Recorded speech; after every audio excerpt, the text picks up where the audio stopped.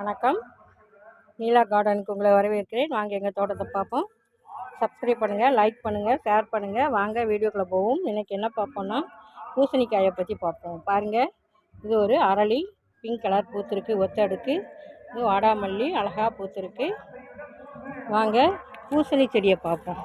பாருங்கள், தைப்பொங்கலுக்கு எனக்கு நிறையா காய்கள் கிடச்சிருக்கு. அனைவருக்கும் இனிய தைப்பொங்கல் வாழ்த்துக்கள். பொங்கலுக்கு அப்புறம் இதை வெளியிடுறேன்.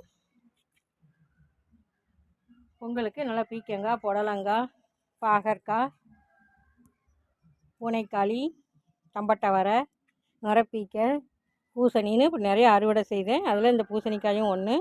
வாங்க, இதுதான் பூசணி கொடி. இந்த பெரிய தொட்டியில் வச்சுருக்கேன். இந்த பிரிட்ஜ் பாக்ஸில் ஒரு பூசணிக்காய் வச்சுருக்கேன். இது அப்படியே படர்ந்து போய் அந்த வேப்ப மரத்துலலாம் ஏறிட்டு இந்த தொட்டியில் உள்ளது அப்படியே சைடில் படர்ந்து இந்த ஒரு புளிய மரம் ஒன்று வச்சுருக்கேன். அதான் முளைச்சி வந்தது, தானாக வந்தது. அதில் ஏறி இங்கே ஒரு காய் காய்ச்சிருக்கு. பாருங்கள், அழகாக காய்ச்சிருக்கு. நல்லா இந்த பொங்கலுக்கு நம்ம தோட்டத்திலேயே எல்லா காய்களும் கிடச்சிருச்சு. பூசணிக்காய் அழகாக வளர்க்கலாம். இது இந்த பழைய தொல்லையினால தான் எல்லாம் ஓட்டை போட்டு வச்சுருது. பாருங்க, அழகாக பூசணிக்காய் காய்ச்சிருக்கு. இதுக்கு அப்பப்போ 15 நாளைக்கு ஒருக்கா மாட்டேரு, ஆட்டேரு எல்லாம் பயன்படுத்தலாம். அப்பப்போ மீனமலம் பஞ்சகவியை கொடுத்தோம்னா நமக்கும் கிடைக்கும்.